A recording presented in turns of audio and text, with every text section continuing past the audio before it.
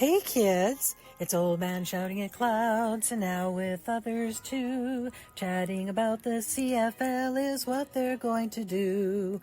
Some have no contacts and others have no clues. Everyone will tell us all their quirky football views. Hear what Old Man and others know. It's the CFL Outsiders show. Hey GT, what are we gonna do this week? Same thing we do every week, old man. Take over the CFL. Hey kids, welcome back to another episode of the CFL Outsiders. I remain, as always, your 100% unbiased, completely impartial, and slightly bittersweet co-host, Old Man, shouting at clouds. Joining me this week, as usual, is GT. Playoffs, baby, playoffs. Yes, and MJ. I am thrilled to announce that I still have to juggle 2 sports in October.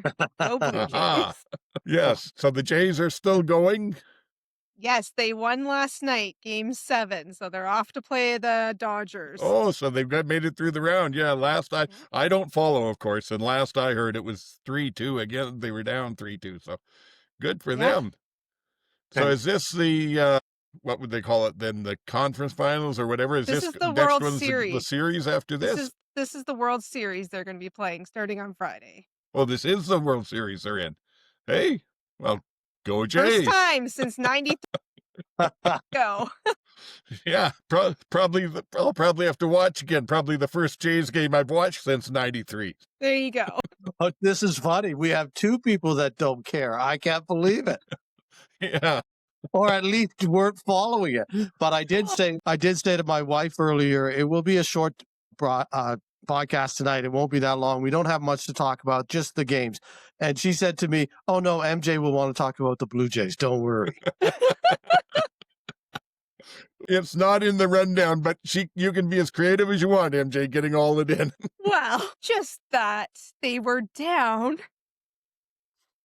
and it looked like they were going to lose, and it was really sad. And then they got 2 guys on, and then George Springer came up, and he's had a knee injury, and he's been battling through, and he looked pretty rough. And I was actually wondering why he was even still playing. And then he hit a 3-run shot, and they went up.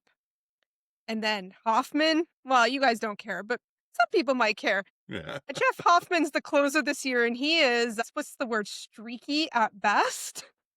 So I think I lost 10 years of my life watching him try to close that game out, but they did it. Well, good. Yes. Good. And there's That's more to look forward the Blue to. Jay report. Yes. This has been your mini episode of the MBL Outsiders. Yes. Okay, well, unfortunately, I have some less great news to do because we've got to go to the fantasy update, and I'm afraid there's no joy in Mudville here. The Cinderella run is over. Took it right to the final, but Adam beat me 122.5 to 110.8. So congratulations to Adam Stewart from the Canadian Football Countdown. Well played. Myself, I'm kind of 2 minds because the emotional side of me is, people always say I'm way too hard on myself, and you get a job done or you don't, and I didn't get the job done. So there's that part saying, yeah, came up short. From the more intellectual side, I do know that really, if you're going to be healthy, you don't worry too much about external competition. It's internal. How well are you doing? Are you doing the best you can?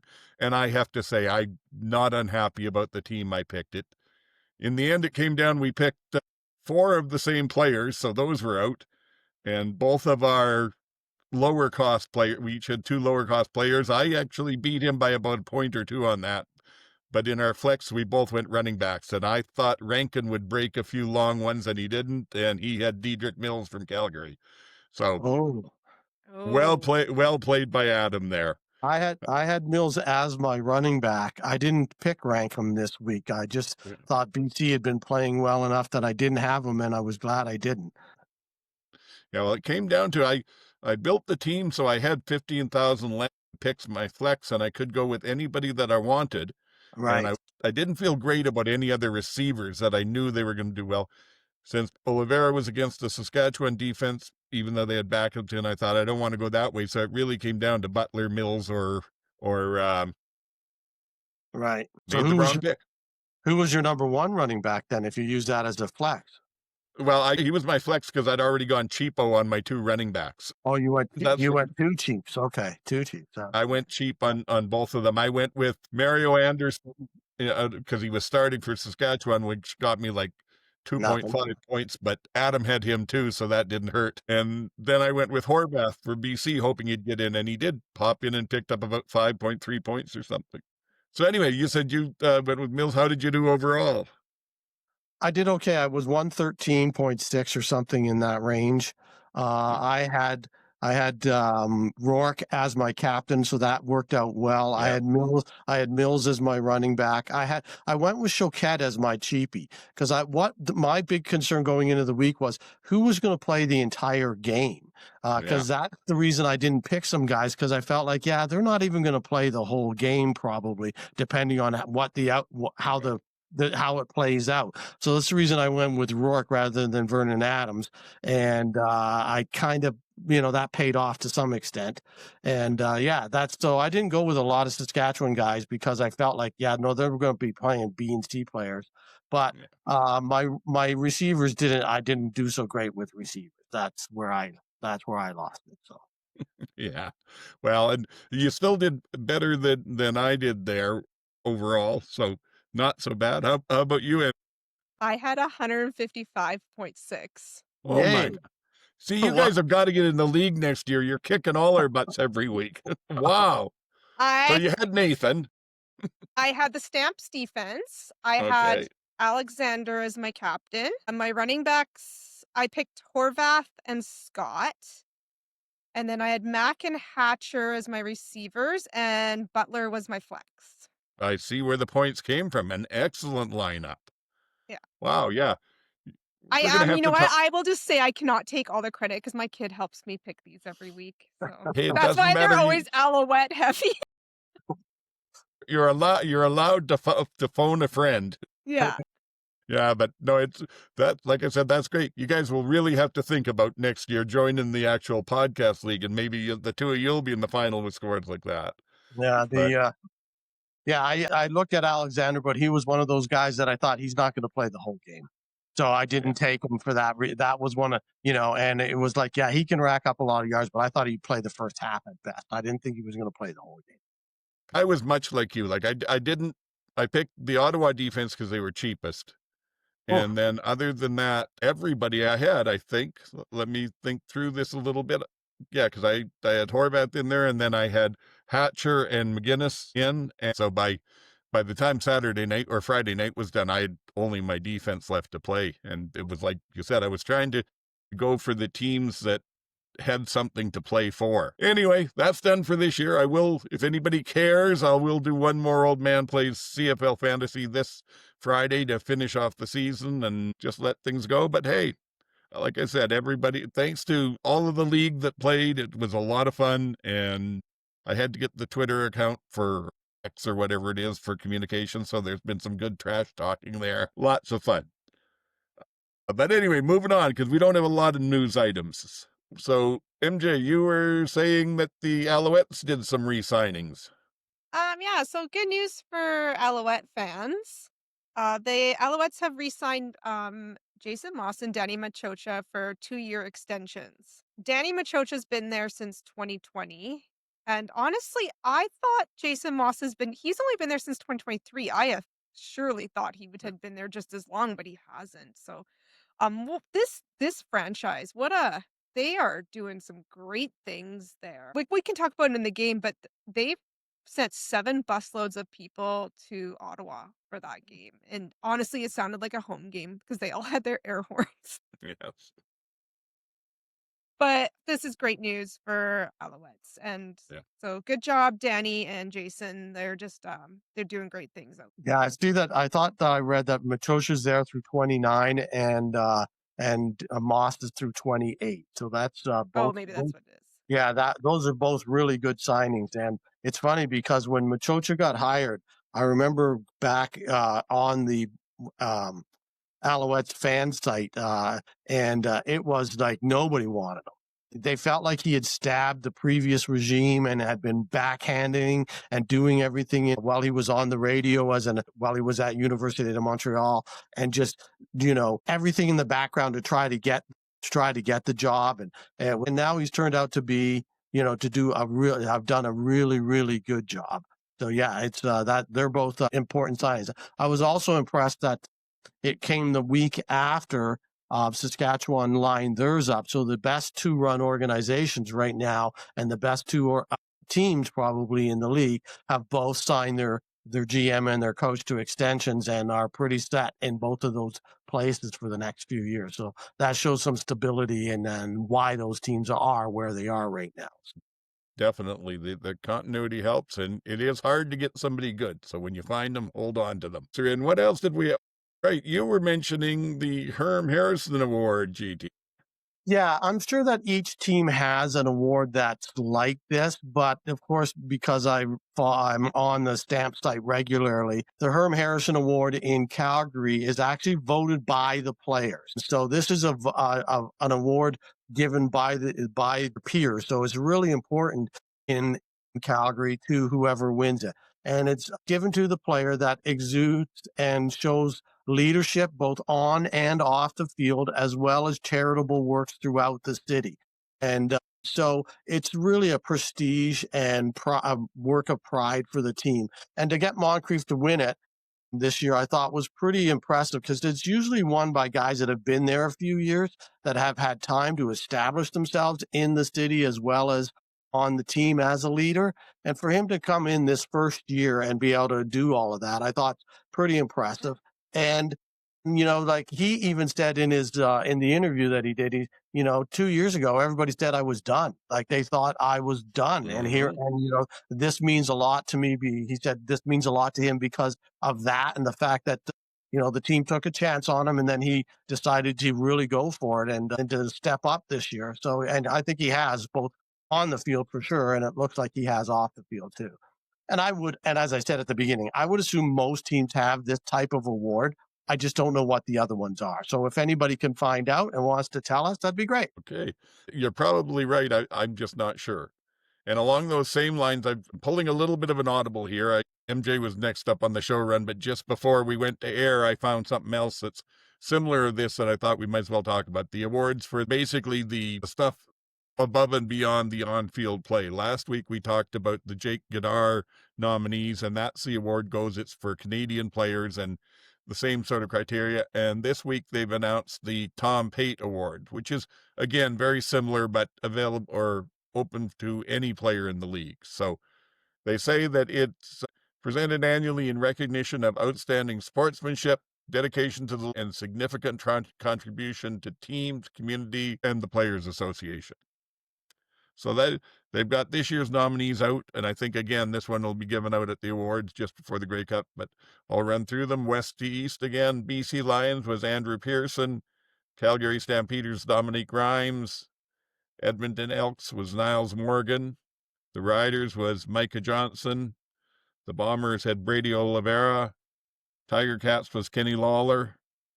Argonauts was Anthony Lanier the second, sorry. Ottawa Redblacks was Tyrone Verde and Jeffrey Canton-Arcou for the Montreal Alouettes. So good luck to them all. And again, these rewards are nice to see. It's good to see people giving back. Now MJ's good. Oh, sorry. Just one quick thing there. You mentioned it was Canton-Arcou in Montreal. Was he not the nominee last week as well out of Montreal? He was. I believe he was the Tom Pate one. He's the only one that I recognize there. I don't think Brady was the Godar one as well. But yeah. So that's pretty impressive that he's up for, both the Godar and the Pate. That's pretty impressive. Yes, and especially with the way he plays. He played, that was not the most awe-inspiring game on the weekend, but he was playing well in it. But moving on from there, MJ is going to mention, too, that basically we're 4 weeks before the Grey Cup, and we know who's playing at halftime. I don't pay attention to music in the last 40 years, so I have no idea how relevant it is. I'll let MJ talk to you. Wow. This is funny because they did the announcement on eTalk And they were like, it's on Crave and CTV. And I was like, I don't have cable. I don't have. It's like, someone tell me who it is when you find out. So big announcement that Machine Gun Kelly is the halftime show. I'm going to try and say nice things. I honestly don't know a lot about him. These are the things I know about Machine Gun Kelly. Here we go. Ready? 1. He called Eminem's underage daughter hot, and Eminem buried him in a rap when Machine Gun Kelly was trying to be a rapper. So much so that he flipped over to pop and just like left an entire genre. And he's Megan Fox's boyfriend. They have a baby together. I'm just going to jump in because I got to say that's, of all these people talking about it, that's the one thing that I hear consistently. Well, and he must be good because he's going out with Megan Fox. Unless she's going to be up performing with him, I don't see the value of that. I mean, musical taste is a preference, and I think he's popular, except maybe not great at music. But I mean, it's a big get for the CFL. I don't know. What are you guys' thoughts? Well, the first thing I thought was, is that the guy that's been washing the floor at the car wash all season in the commercial? And it is. Okay. As they come out of or come back into the commercials, that guy that's doing the dance with the broom at the car wash or whatever it is, that's him. I was told. I was like, oh, okay. I thought I was pretty good that I recognized that much at least. Secondly, I was like, okay, this is funny, but like I texted my 35-year-old, my youngest, and she said, I don't know who he is by his music. I only know who he is by who he dates. So there's that part. And I thought, okay, so that's that. And then I thought, that I texted her back. Yeah. So this is the very first time that I can honestly say I've never heard of the halftime act. And so I'm officially old, you know, officially hit the mark where it doesn't matter anymore. You know, all the plus stuff that they've been playing is pure pop music. Again, it's like going back to when people were really dismissive of the Black Eyed Peas, and yet the Black Eyed Peas was the biggest pop band, crossover band in the world at the time. This is the same sort of idea. You don't know who they are, but it doesn't mean they're not selling a lot of music. And so somebody's watching and will be interested in watching to find out what it looks like. And yeah, I'll watch. I always watch. So there you go. Yeah, well, I will be there. I doubt that I'll watch. The halftime is usually my chance to chat with some people that we have over and stuff like that. But yeah, mine was the same. I honestly, I heard the announcement. Who? I hope he's a good choice from the people that they're trying to attract to the game, because they don't need us to be attracted to it. We're already there. So. Well, if you mean at the game itself, no, this will be, I think this is going to be loudly received at the game as one of the poorer selections. I think the stadium will empty out. I think it will be the typical force all the dance teams out to the front of the stage and no one else will care. And there will be tons of shots of the dance teams because they won't be able to show the audience getting into it, but it will be good for television probably. And it will be good for people, whoever they're trying to attract on television, because as somebody else said in one of the other pods, halftime is a television event. It's not about the game at all. So it doesn't really matter. The people that are at the game, very rarely do they actually stay to watch it. Anyways, that's their 15-minute beer break. Next year, I'm going to pay more attention to whose commercials I have to listen to all year. Yeah. Because it was between him or like the I want to get drunk right now guy, right? Like those were our choice. Those were the choices. Well, then they made the right choice. Yes. Yeah. Yeah, so exactly. And like I said, that was what I was trying to say. I hope it's someone that'll bring the attention to the league that wouldn't normally be there. I have no idea. But anyway, that's about the news. So before we hop into the games, I'm just going to do my beg break a little bit early here. Please, if you're watching this, if you're getting anything out of it, hit the subscribe button for us on YouTube, on the podcatchers, on iTunes, and all the rest of that. It really helps us out. We're starting to see the numbers grow up there. We're getting close to what our kind of goal was for the season, so that's good. And plus, likes and comments are easy, and we started getting more, including, this is where I said to you, GT, that don't know how much you'll follow up on it, but at Strix Phases was the username on YouTube that came in saying, wow, a printer jersey. Wrong team, unfortunately, but still pretty amazing. I may have to think about putting a bet in and give the MJs a run for their money. So who knows? You may. So I will have to look for that comment on the YouTube broadcast from last week and see what's happened there. I will do that. I will follow up. That's great. That's great. I just want to finish off. I just want to finish off one thing with the Machine Gun Kelly halftime thing, because you mentioned it earlier, MJ, that, it came out earlier in the day on that, I guess it was Wednesday or Thursday, that it was going to be announced, a big announcement coming on ET tonight, on CTV and wherever else you watch it and so on, Crave, etc. And so the first time in, I don't know how many years, I decided I'd watch it. I'd see if see who it is. I was interested to find out. It was one of the worst announcements I've seen. It was It was like 30 seconds in amongst the fashion show for the underwear girls, and then it was on to some woman that's selling her book, and then, oh, by the way, the CFL has got MGK, and then Machine Gun Kelly, and then it was next. And I thought, this is supposed to be your big announcement. This wasn't. Now they obviously sent it out as a press release as well, because it was then on all the news stuff. I was like, if this is your partner on CTV, TSN, and this is supposed to be the entertainment, you could have at least got them to do a bit better than that. I really was disappointed in the way they handled the announcement on that particular show.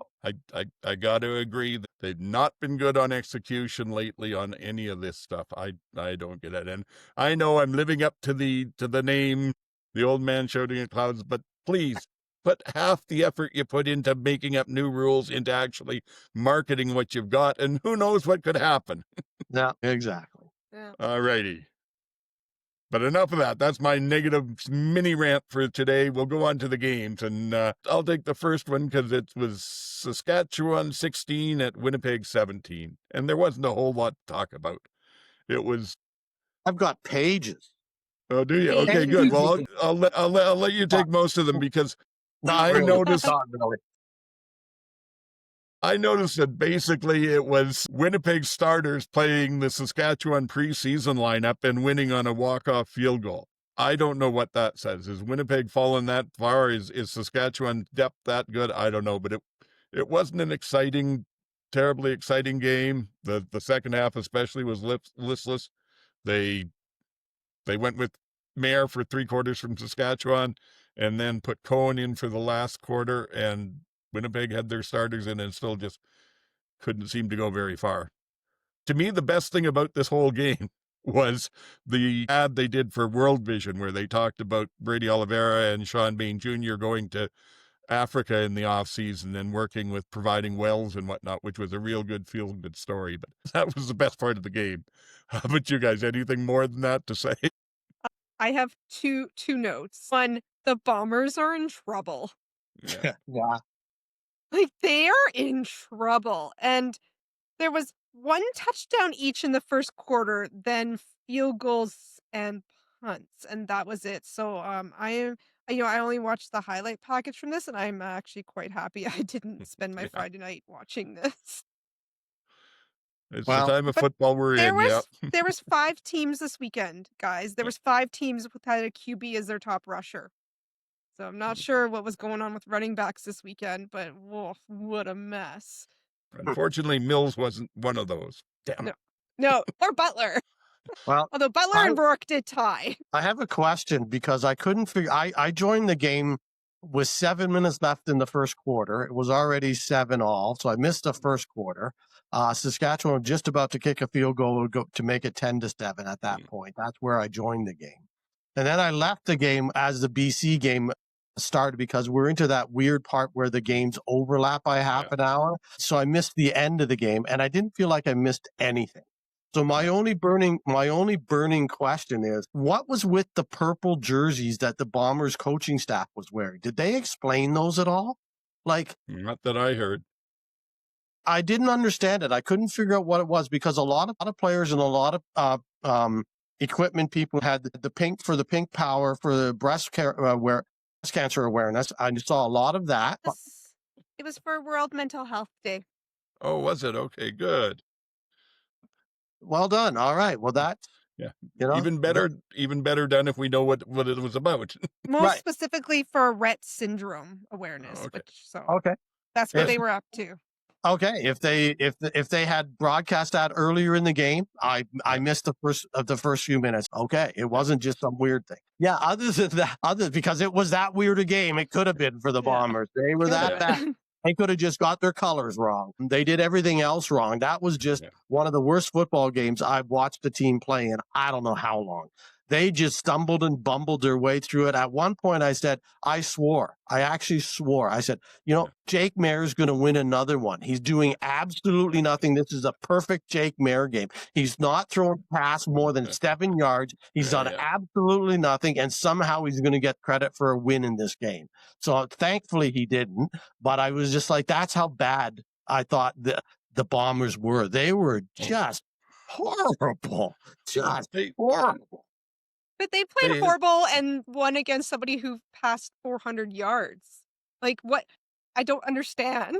Yeah. It was a very bizarre game. And Winnipeg seemed lifeless and just not like a team fighting for their playoff lives. And even coaching decisions, like there was one in, I think, late in the second quarter where they were third and about 3 yards, and they put Strebler in to try and run a sneak on it that doesn't get close. That was brutal. They did not get it. And that's how they seem to be going at it. I don't know that they would have won if Saskatchewan had left Maier in the whole time, because he's not great, but he was starting to warm up. They did mention that just before he got pulled, he was 11 straight completions.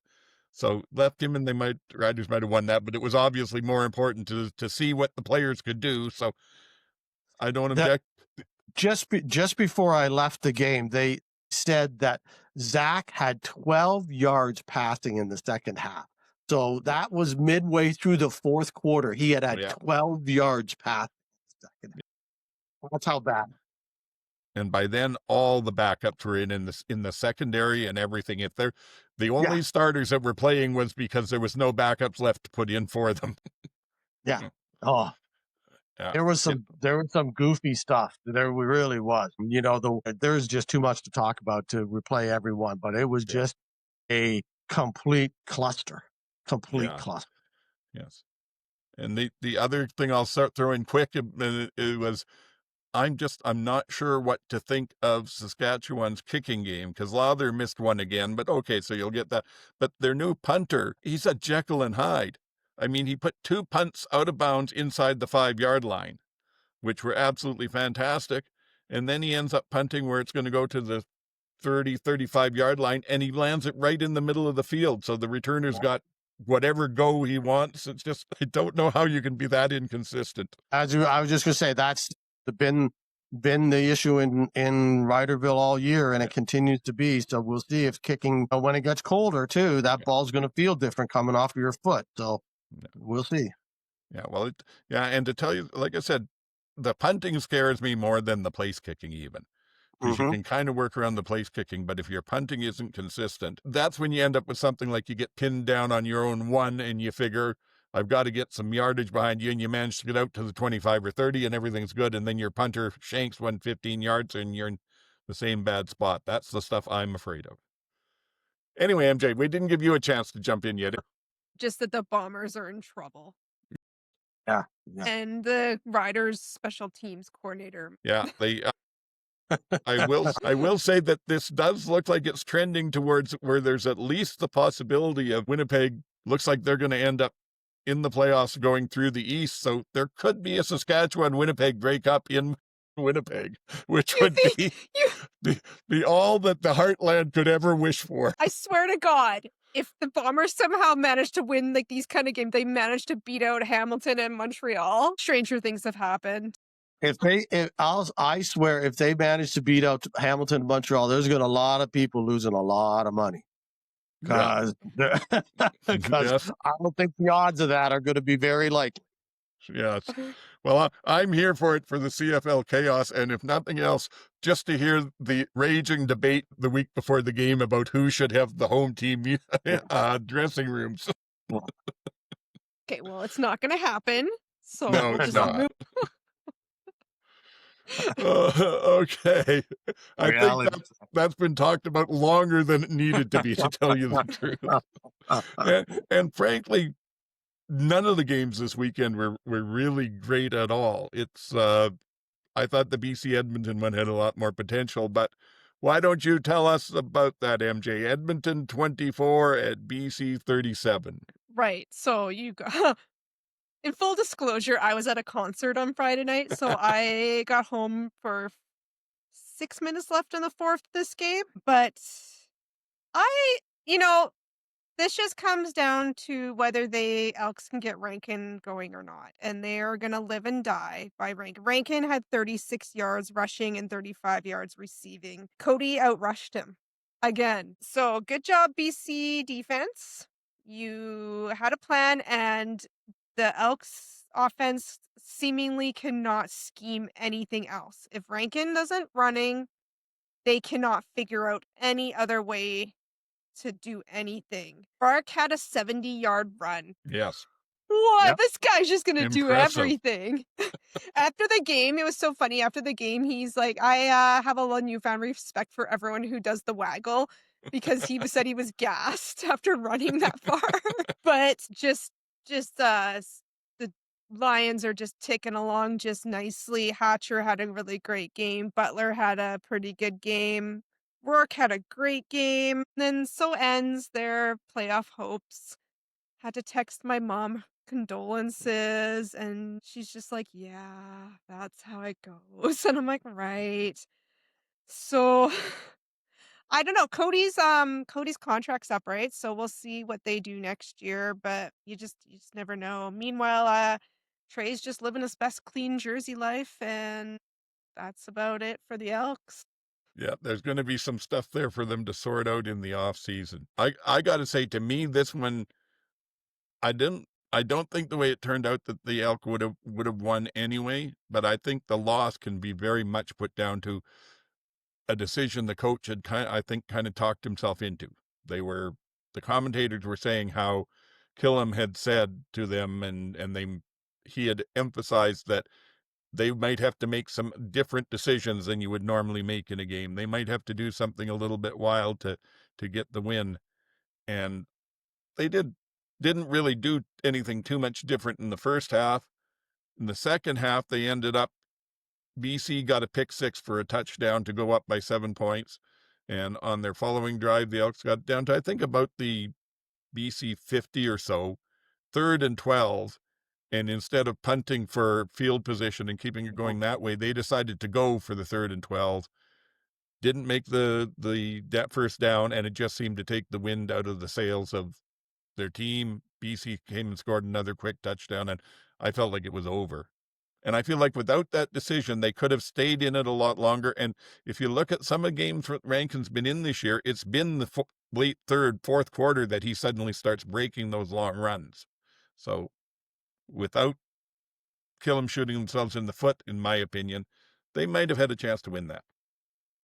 Yeah, it felt to me like in the beginning, Edmonton actually had a pretty good shot. They came out and they played a pretty strong 28 and a half minutes of the first half, and were actually winning at that point in time, 10-2. I was saying, BC's got to score before. They got to get some points before the half, or else this game could get run away by Edmonton if they get on a bit of a roll. They feel like it. It felt like that. And then all of a sudden, it just, because BC was missing, it was almost like, not like Winnipeg. They were not like terrible, but they were just missing, and they weren't clicking quite right. Passes were just overthrown, just underthrown. Guys were dropping balls. It just wasn't going on. But then it was like Nathan just went, yeah, okay, enough of this. And with a minute and a half left, drove the ball all the way down the field, scored the touchdown, scored the 2-point conversion, and all of a sudden it's tied at half. They came out in the second half and just went enough, and just and it was over. They just did everything right in the second half. The time of possession in the first half was like 21 and a half minutes for Edmonton, and like 9 minutes or something like that for BC. It was crazy. It really was how much they controlled the game, and yet it was tied at halftime, and that tells you what's going on. And Cody threw 3 interceptions. They kept saying ties his number in the last number of games or whatever. He hadn't thrown one in 175 passes or something. And then he threw 3 in the second half. So yeah, they were definitely trying to do what they could, but every time they got close, BC responded. They got down, they scored a touchdown to get it within 10. BC just scored 2 more to put it up by 21. It wasn't like, it really was. They weren't playing with them, but they definitely were the better team, and it showed. BC looks really good right now. I must say, earlier in the year when I was not on the bandwagon and I thought they were, pretty suspect, and, we were all waiting for Benavides to get fired, et cetera, that defense has really come around, and they're now looking pretty darn good. They're a team to worry about. They're definitely a team to worry about. The only thing they have to worry about is can Nathan play in the cold? He has not proven so far he can play in the cold in November. So that's the biggest test BC will have. Yeah, I'd give you that. Plus, I think there is something to the point that their defense looks like it's playing a lot better lately, but it's been a while since they've played a real powerhouse sort of team. So is the defense that much better, or is it the competition that they've been having, or a combination? I've got 2 things to mention just officiating-wise. One, I really, really steams my clams that they seem to have the replay center jump in on every offside or possible illegal procedure penalty, every holding one. We've got to have about a 30-40 second delay while the replay center confirms what was seen on the field. And yet this last week in this game here and in the Saskatchewan game against Toronto a week ago, there were 2 just absolutely egregious spots that took away 2 or 3 yards, should have been first downs and weren't, and crickets from the replay center. Yeah. In both cases, the coaches had to throw a challenge flag and won the challenge. So if you're the replay center that's supposed to be in looking after these games and making sure they're fair, what the hell is the criteria when you ignore obvious things? Yeah, I don't know whether they were on a bathroom break or what, but they were not looking there, because they should have just called that one in the BC game, Edmonton. That was a complete fiasco. Fiasco. It wasn't inches. It was yards. It was ridiculous. And like I said, 2 weeks in a row, the officiating hasn't been great. But I also noticed, though, that I like Ben Major as a ref. I think he does a great job reffing. I love his communication. And he took on a little bit of a new quirk this weekend. He was checking with the audience on the penalties. There was about 3 of them where it was, especially if it was a longer explanation, like, so the call is that the player was down by contact and it's the BC ball. Okay, and that okay was after. You mean we get a choice? Can we say, no, that's not okay? Actually, no. I don't understand the mandate of the replay center. I don't think anyone does. understand the central mandate. I don't understand the criteria. Yeah. I don't understand. It was not just me. Did I miss a communication at the beginning of the year of when they said they were going to override, when they were going to jump in? It just seems like there's no rhyme or reason to it. Yeah, I don't get it either. I mean, they talk about the fact that the officials will ask them to double check, and it seems like they're doing that on the wrong plays. But I've also seen stuff where I've heard them say, well, they'll only get involved if it's player safety. They won't affect the outcome of the game unless it's player safety. Well, but I've seen things where it's true. been like a close pass and it's called complete on the field, and then they come back and say, oh, no, that's incomplete. No calling for it to be reviewed. I don't know if anybody in the league, in the replay center, I don't know if anybody knows what they're supposed to be doing. I'm infuriated as a fan. Can you imagine how the players and coaches feel? Well, and I've got another big question about this next game for the officiating. So more to talk about here, or do we jump on to Montreal and Ottawa? No, we can go to Montreal. We go Montreal, Okay, Ottawa. so Montreal and Ottawa. Montreal 39, Ottawa 28. A lot that we can talk about with the game through it, but the one for me was a big play was a block punt by Montreal. The way the play turned out, the block came right up the middle. He did get the ball, blocked it, and I think it went about the line of scrimmage, but went through the ball and just hammered the kicker. And Yeah, at I the thought the start of same. last Yeah. season, they made a big deal of the fact that the rule had changed and you could not contact the kicker even if you had touched the ball anymore. That Right. didn't absolve you. So unless they've changed it again and it's been quiet and we just weren't told why, I cannot understand why that's so obvious to the officials, and you got the replay center and everybody. Why are you not calling that penalty? Yeah, I thought the same thing on that. I was like, did I miss something here? Because that sure is contacting the kicker as far as I know. Yeah. In fact, I think that would have been roughing from what I saw. But Yeah. anyway, there wasn't a lot more to this other than some excitement early when Alexander got sacked and hurt his elbow a couple of times, but then came back and looked to be okay. And TSN kept panning to McLeod Bethel Thompson on the sideline. Yes. Yeah, he got to warm up, to do some warm-up throws. He didn't Yeah. actually get in the game. He looked like Yes. he also had an elbow brace on, though. So Yes, Yeah, he he did. yeah. You know, I'm he sorry, was in the Winston. 6th game because of a bad elbow. So Oh, that's right. Yes. yes. And the other comment about this game, and again, it's probably the officiating stuff, but it is amazing the calls that go against the people get called roughing the passer against Zach. That doesn't happen for anybody else, because there were plays in this game where it was incidental stuff, but hits up on sacks or on hits after as the throw's going out, there were at least 3 or 4 where one part or another got up and touched the helmets of the quarterbacks, and yeah, it's just football.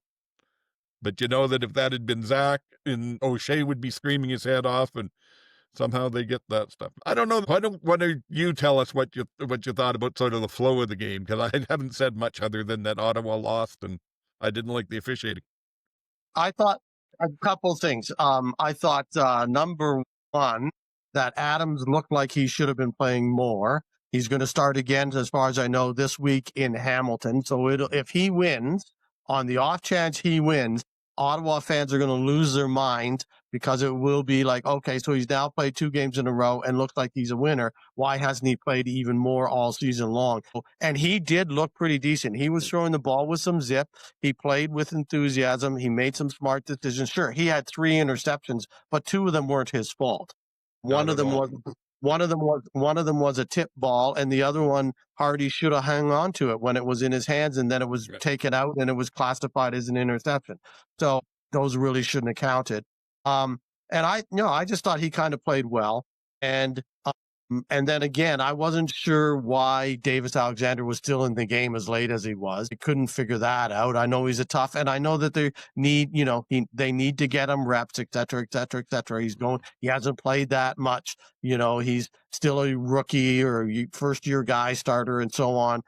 But at this stage of the game, he could have played half or 3/4 at most of the game. I didn't think he had to play the whole game. I thought that was kind of weird. And then speaking of penalties and stuff that didn't get called, and I was quite upset when there was a play where Stanky, it was 1st and goal for Ottawa on their 6-yard line, and Montreal didn't have the proper personnel on the field. So Stanky came across the line and pushed the guard, and that gave Montreal a penalty. They got a penalty, but that gave them time to get their proper people on the field.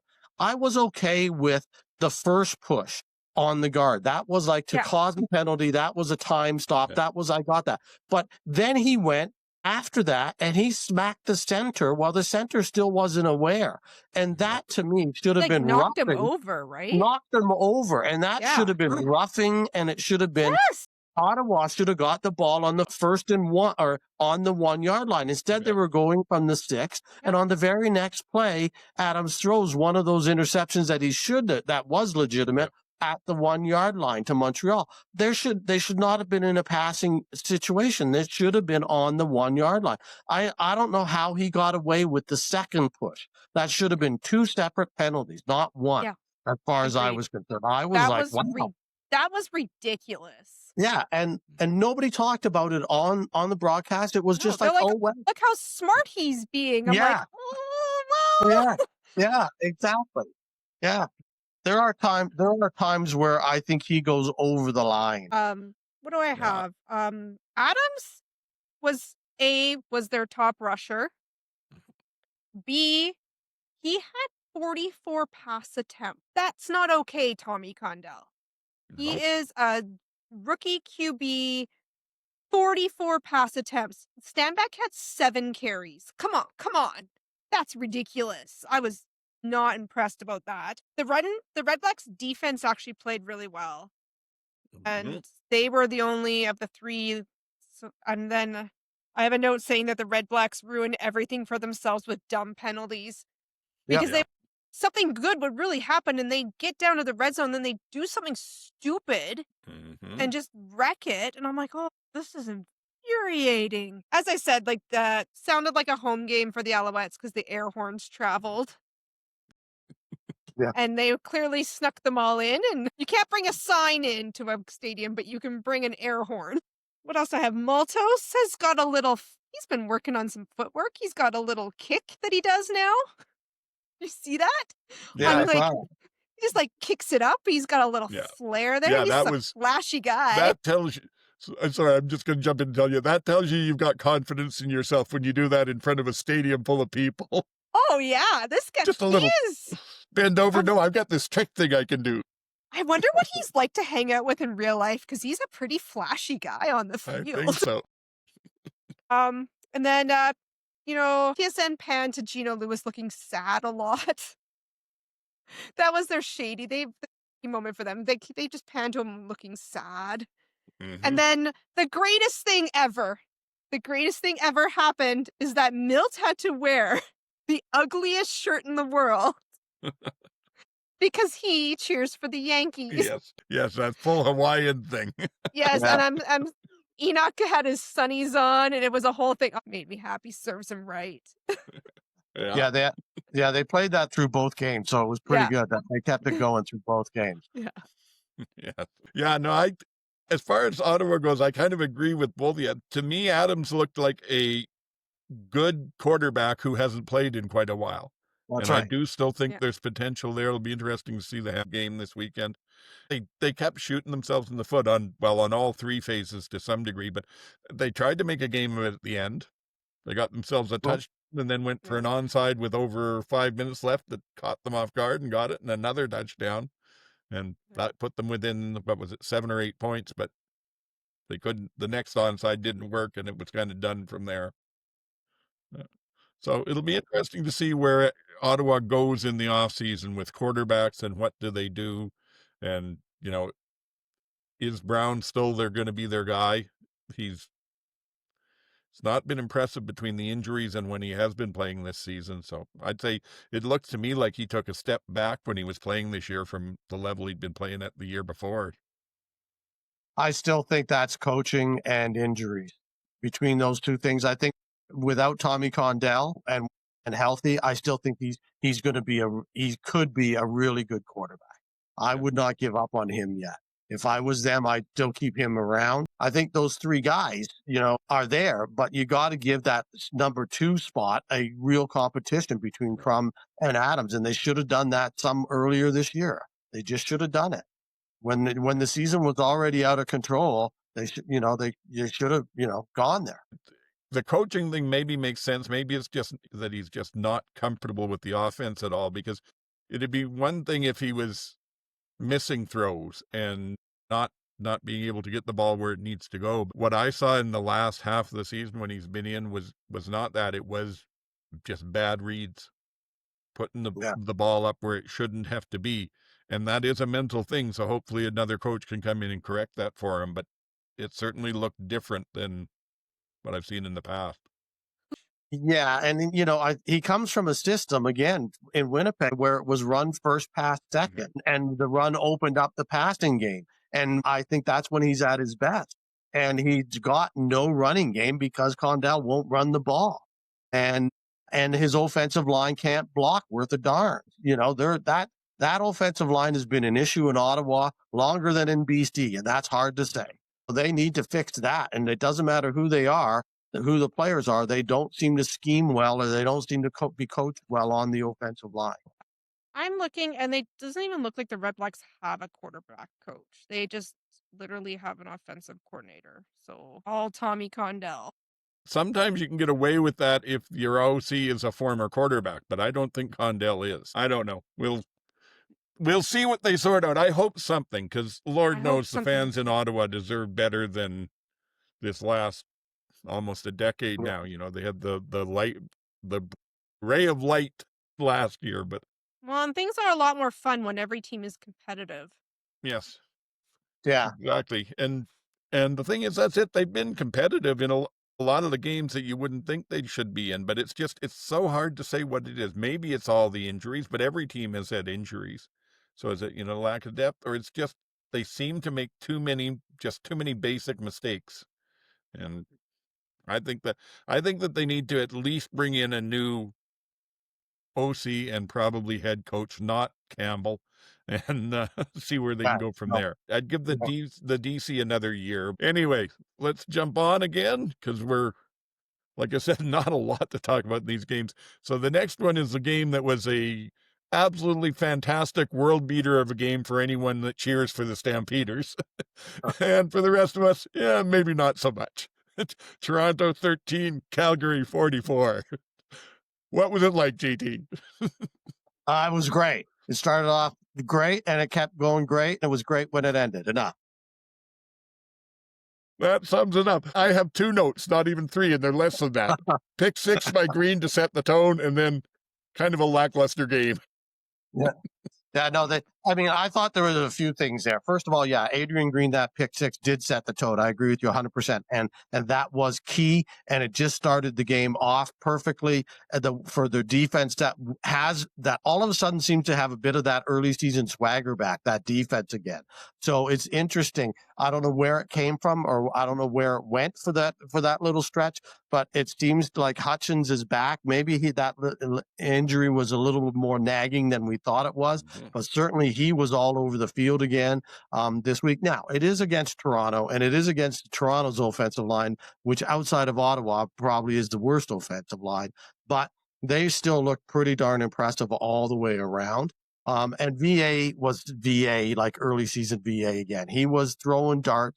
It was only 220 yards or whatever, 11 to 15 or something, the stat said, but they were beautiful balls. They really were. He was throwing them when he needed to, where he needed to, and it just looked really impressive. He got all 3 of his main receivers with touchdowns, plus between Rhymes, Jones, and Phil Pate, as well as Mills ran one in. So all the weapons were scoring, and then when they finally took him out, which everybody, including myself, was like, get him out of the game, you're up. Yeah. And then he got that little hip injury, and I'm like, ew, not good, but I think he'll be fine. By the end of it, it looked like he was walking it off. And I haven't seen anything on today's injury reports that say he won't be otherwise. But then Love came in, and I thought Love looked pretty good.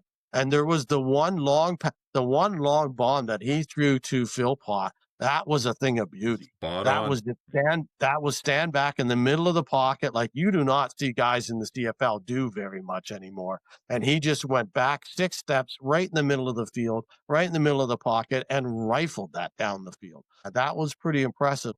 Maybe there's something there, and I think he'll get another half this weekend. I think he'll get probably at least the 4th quarter, and probably this whole second half, depending on the outcome of the game at that stage, to get him more ready in case in the playoffs. But yeah, overall, it looked great. Oh, and of course, with less than a minute left, here's the most ridiculous part of the game in a 44-7 game with less than a minute left. Dave challenges, and he wins, of all things, and he wins. Yay, Dave! It was crazy. I just started to laugh. It was just ridiculous. But yeah, on that hurdle, he challenged that and Yeah. actually won. So that was pretty funny. I will say you mentioned the long throw from Love, and yeah, that was well thrown, and the placement was perfect. You know, you couldn't have hit it any better than that. And something I didn't mention in the first game of the weekend, but I'll just give this to you as contrast for the Calgary backup quarterback making that throw right down the middle perfect this year, whereas the quarterback who was their starter last year, you said you missed the very start of the Saskatchewan-Winnipeg game. Well, the Saskatchewan touchdown came on the fact that Vavel fumbled the opening kickoff of the game, got it out to about the 40 and fumbled it. Saskatchewan recovered. Their first play, they ran a flea flicker, which Winnipeg bit on big time, and Mara had to just throw it down into the end zone to Robustelli. Managed to underthrow it so badly that it almost didn't get there. The DB got back in time but ran over Robustelli and took a PI call, and they ran it in from the one. So Calgary may have a better backup this year than they had a starter last year. Like I said, the perfect Jake Mara game. Yeah. Oh, yeah. I mean, it was underthrown by like 5 yards. Okay. I got nothing else. How about you, MJ? So just a few, these are all like just little like notes. One, first, Shania Twain came out on Quick 6. Oh, those are the two things I was going to mention too. Yeah. Yeah. That was fun. So I didn't know she was going to be at the game. So it was pretty exciting. And all my family talked about it. It was a huge deal. 2, the CFL Rabbit was there. Rabbit was back. And yeah, the CFL, he was out on the field making a play. So that was fun. Love it. I need to preface this by saying this penalty is a unicorn and never gets called. Hardly ever. Daggy took 2 intentional grounding penalties in a row. What? This never gets called in the CFL. Like, ever. So he took it 2 in a row. Like, how embarrassing, sir. That was bad. And then my last little note is Daggy had ran into the Calgary sideline, and VA was over there giving him some props. He was like giving him a pat on the end of the shoulder and send him back out. And that little interaction right there is everything I love about the CFL. And VA especially. Just little interactions like that on opposing teams, and just VA is just what a gem of a man. And the trifecta, like CFL Rabbit, Shania Twain. Yeah. They may have to dress a hamster up in a cowboy hat and have him ride that rabbit when they score the touchdowns instead of Quick 6. Yes. And I will say in Daggy's defense, yes, he's had 2 intentional grounding calls in a row, and those are extremely rare, but it was hard for him to get the ball back to the line of scrimmage when the throws were basically 6 or 7 Stampeders on top of him and his one hand sticking out of the pile somewhere going, eh. Yeah. So I do want to mention one other thing. So early in the game, Charles Wiley. Can't remember his first name off the top of my head, but Wiley on Calgary goes in and gets a call on Daggy, exactly the same as VA last week that I was mad about in Montreal, where Daggy's helmet came off, and he was still behind the line of scrimmage, and it should have been a penalty 2 weeks ago, and it should have been a penalty this week, and this week it wasn't called either. And I don't think it was a penalty this week, though. No, it wasn't. That's my point. I don't think it should have been.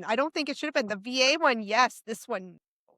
This, to me, it's this exact same thing. Your hands, if the guy's helmet comes off, your hand's got to be on his head, and he's a quarterback behind the line of scrimmage. And so to me, it was the exact same call. I felt the same way about it as I did 2 weeks ago. And again, there was no call on it. So maybe they just don't consider that, Honestly, this one looked like Daggy didn't even have his helmet done up, because it just looked like the guy's forearm just kind of brushed his helmet.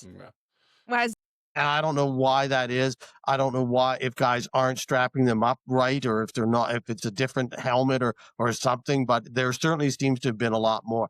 But my point is, again, if it's his arm brushing his helmet, if it's whatever it is, the rule is supposed to be if you contact the quarterback's head behind the line of scrimmage, that's a penalty. And that's if your helmet came off, the only way it comes off if somebody's touched it. So it should be a penalty. But 2 weeks ago and this week. So again, that inconsistency of what they're calling is just, I don't know. I don't get it. And that's the thing to me is as far as I know, the rule is written, any contact, because they don't want to put in, that it has to be forceful contact, because you can't really tell that. So if that's the rule, then enforce it. If they're going to interpret it and enforce it the way that they've done on those two calls, I'm actually okay with that, because those aren't the kind of hits that are really going to be giving a quarterback head injury problems. They are kind of incidental to it. But the problem is what I was whining or bitching or whatever about earlier, that if it's Zach in there, he gets a call for that every time. And there's some of that a little bit with Bo, but there's not much with anybody else. So you can't have special rules for one guy because he's still playing and maybe has more head trouble than the others. Yeah. And the difference was it at the end of the play? I'm trying to remember the exact circumstance, but there was no stoppage of play. The whistle didn't blow this time and stop the play. So it might have already been at the, an incomplete pass or something. So they weren't concerned about that. But, nonetheless. Well, incomplete pass or not, it shouldn't matter. If you throw an interception and you're roughing the passer, the play gets overturned. So it should be the same absolutely. Thing. I'm more talking about in this case about the whistle blowing the play dead. So it still is roughing, and it shouldn't happen. So it should have been called. It's not far as I don't know. There was some stuff happening with Adams that I could not believe did not get called in that Ottawa Montreal.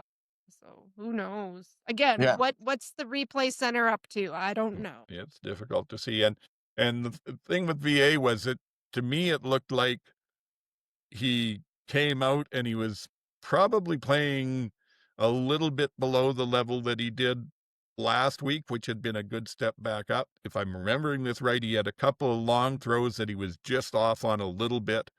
But once he got that sort of recalibrated, he was flying. And he looked as good as he was doing at any point this season. So, other than that slightly slower start, I think it looks good for Calgary going ahead. Yeah, it's going to be. I think they're set up to at least make it interesting again. Yeah, exactly. And who knows where it's going to where they're all going to end up. I guess we can talk about that real quick here. Anything else to talk about? It, like I said, it's been a shorter review of the games, but this is the time of year we're in. We've got a lot of teams that are playing backups either to see what they've got for next year or to keep their starters healthy.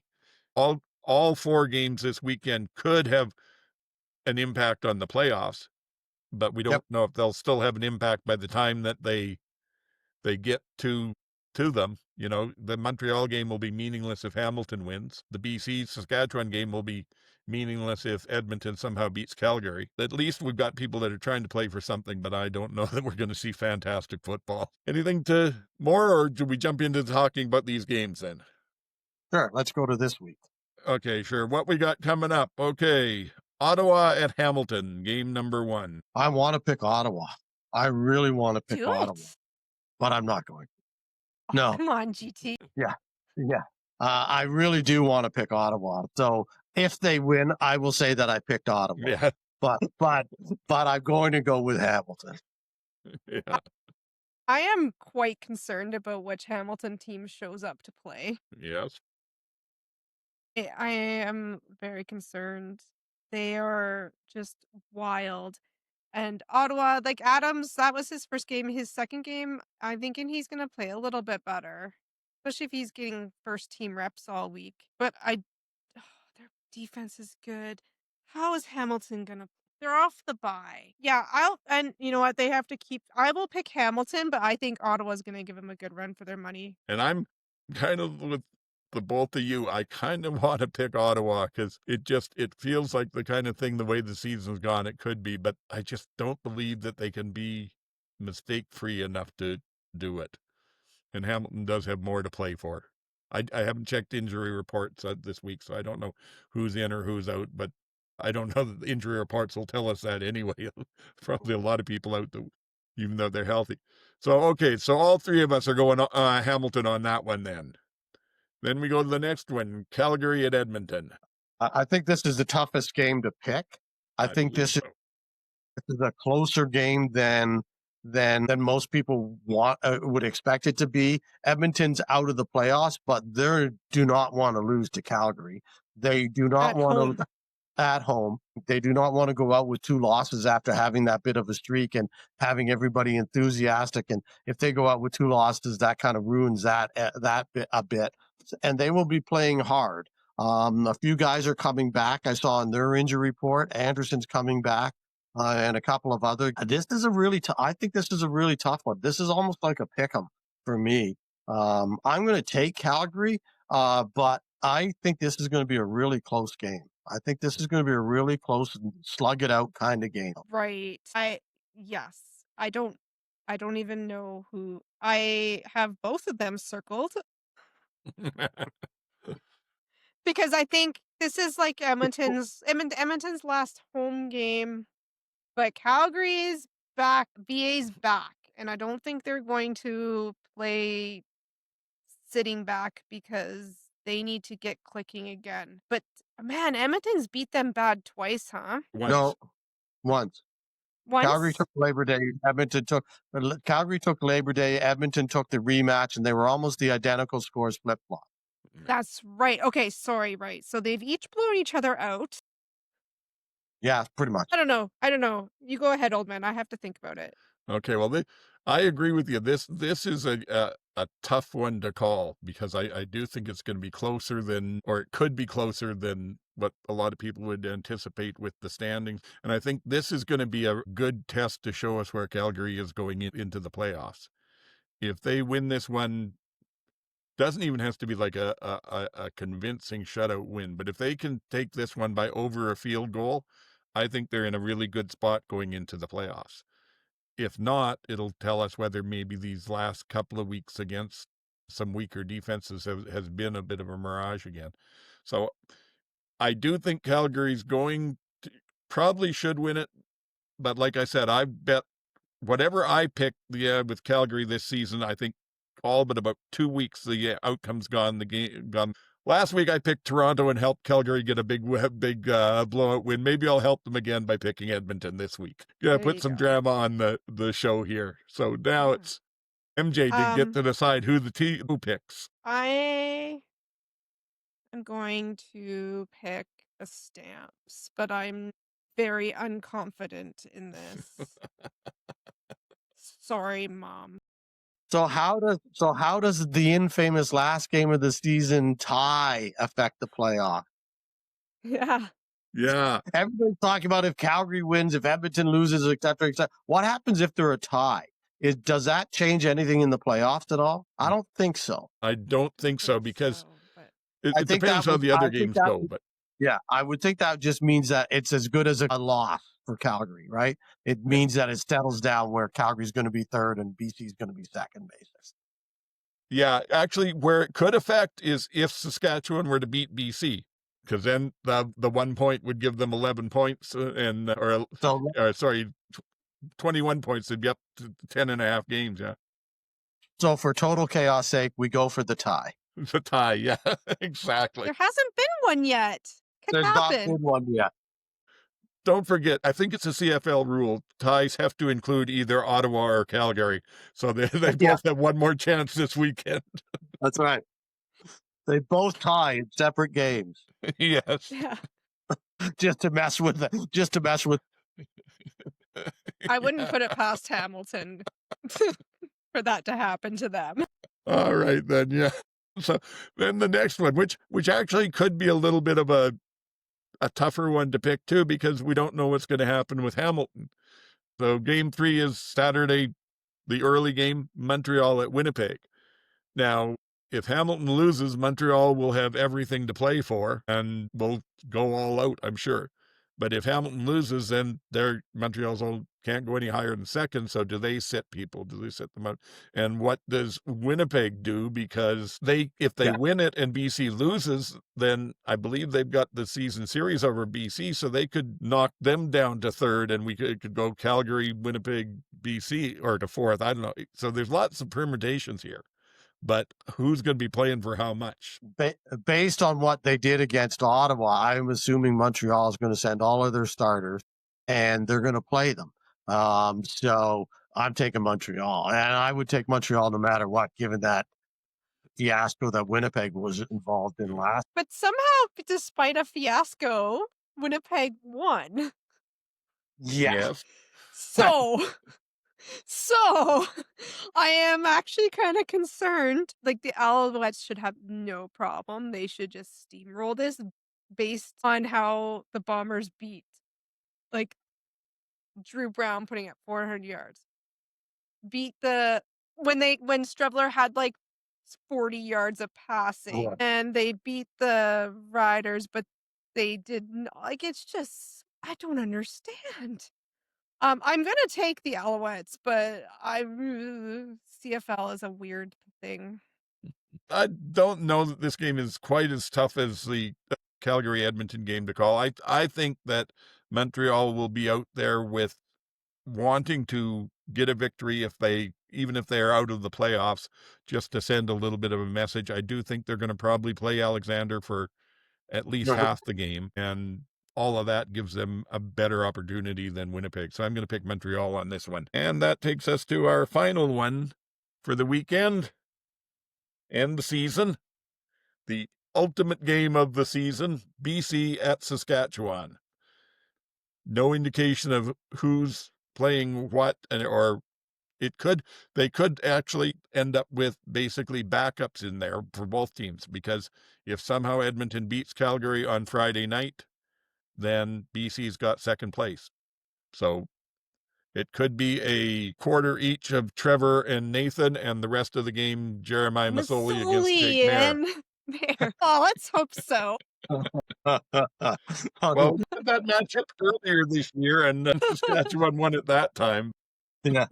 I'm going to be, I hate to say it, but I'm going to pick BC. I think you're going to have to, like, pry Nathan off of that field, and I'm going to pick BC. Yeah, it just depends on how much they decide, how much Saskatchewan decides to play players and for how long, how many of their starters and for how long. I feel like you, old man, where they'll probably get the first half and then make decisions from there. And I think BC will be doing the same. This could be, I don't know. I'm taking BC because it just feels like they're on a bit of a run. And Nathan has, been just so hot recently. So, I'm going with Okay, so we've got them all there. Yeah, I know what they won't do, because it's what I would do. Everybody tells me my ideas are all way too wild for coaching. But if this turns out to be a game that BC needs to win, if Calgary wins, so BC needs to win to get for second place, and they've got their players out there and all playing, I'd go out and I would start with my backups as I think I mentioned this last week. Saskatchewan, I'd play the first half with the backups and then come in and hopefully hold them to like a 10 or 14 points, and then put your starters in and see if you can come back and beat them that way. Because if you can't, well, you only had the starters in for half a game. And if you can, it's pretty demoralizing if they come up against you in the playoffs in 2 weeks. I'd take the shot at that. But what I expect is that not that. I expect that we'll see, for at least for them, probably a quarter at the least and a half at the most for any of their starters. And that'll depend too on how many they're still resting, because they are actually nicked up. I mean, Right. They do have their they were mentioning in the game, the last two games they've started. Well, I guess, no, Johnson was in the game 2 games ago, but went out very early. So basically they've been without their 2,000-yard receivers for the last 2 games, and we're still sporting out 5-man crews that had been playing regular all year and were good, solid receivers. So they've got some depth there, but they also have, besides those receivers that might still be getting more rest, they've still got Sales in the back end, and they've got Lacumba and Ford in the back end that I don't think will be back to play this week. So it'll be interesting. But that's all our picks in the books.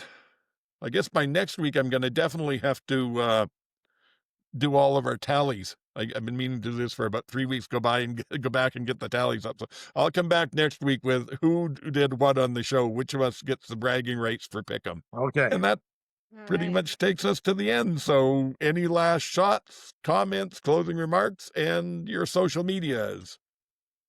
Well, the only thing that I forgot to mention, just when you're talking about secondaries and stuff, in the Calgary game, there was much to do, and I think it's kind of cool that it's the first time, maybe forever, that there was 2 Canadian corners playing on the same team, and plus Onyeka as well. So they had 3, at halfback. So they had 3, and then they had a global in Divine Scott at safety. So they had quite the patchwork defensive backfield as well. So that's kind of cool. And it was, that's interesting. So other than that, that was the only other thing I thought I would mention before we sign off. And as always, you can get me at GT Barnum on Blue Sky. And I'm going to go check out the YouTube and see if we can drive up those dollars on the Casey Printers jersey. We'll tell people right here. Anybody interested? What give them till Friday? Why don't we give it? I don't know. Why don't we give it through the weekend in case some Tycap angle? Yeah, give me a deadline to beat my sister. Okay.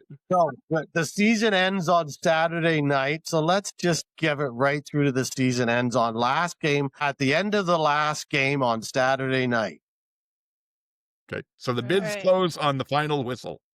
As the whistle blows on the final game, that'll be the final thing. So that's it. That's what we're saying. Okay. Sounds good to me. Okay, MJ, what do you got to dazzle us with for your last closing out? Wow. World Series starts on Friday.